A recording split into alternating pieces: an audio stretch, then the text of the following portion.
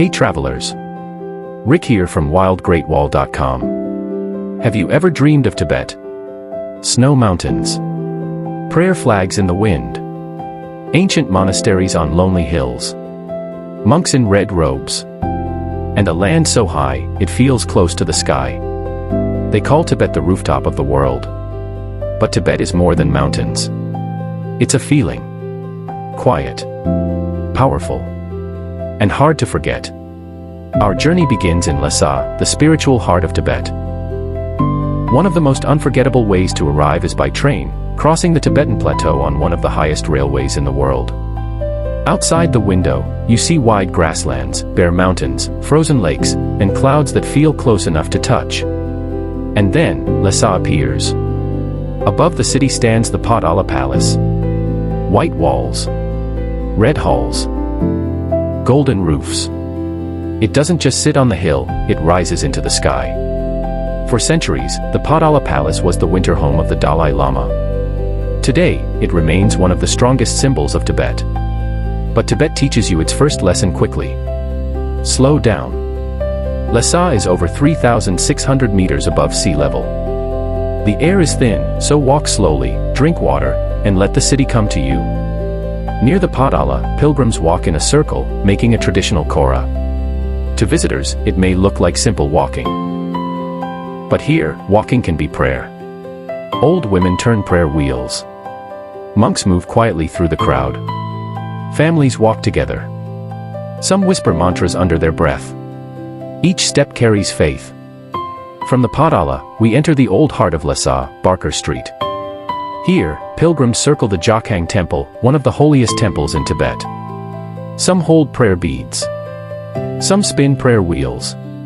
Some bow again and again in full-body prayer. Hands together. Body down. Stand up. Step forward. Repeat. Watching them, you feel something deep. Respect. Barker is not just a street. It is a living circle of faith, filled with incense smoke, butter lamps, small shops, monks, local families, and travelers moving together.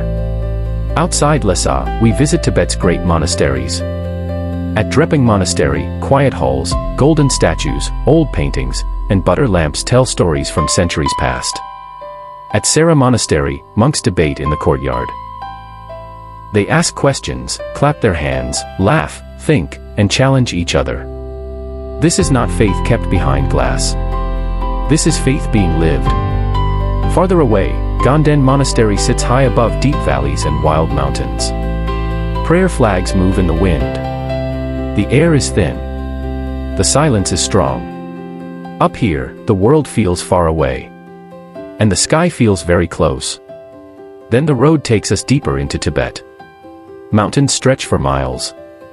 Lakes shine under the sun. High passes are covered with prayer flags. The land feels ancient. Wild. Empty. Powerful. Along the way, you pass small villages, local markets, and wide open fields. Life here is not always easy. The altitude is high, the weather can be harsh, and the distances are long. But the people are warm. And that is what makes Tibet unforgettable. It is not only the mountains. It is the people who call these mountains home. Next, we reach Shigatse, Tibet's second largest city. Here, we visit Tashi Lunpo Monastery, founded in the 15th century. Pilgrims walk around its walls, monks move through quiet courtyards, and prayer flags flutter above the rooftops. But Shigatse is also daily life. Markets. Restaurants. Families. Small streets. People talking, laughing, working. Because Tibet is not only temples and mountains. It is also home. And finally, the journey leads toward one of the most powerful places on Earth. Mount Everest Base Camp. The road crosses high passes, open valleys, and landscapes that feel almost unreal.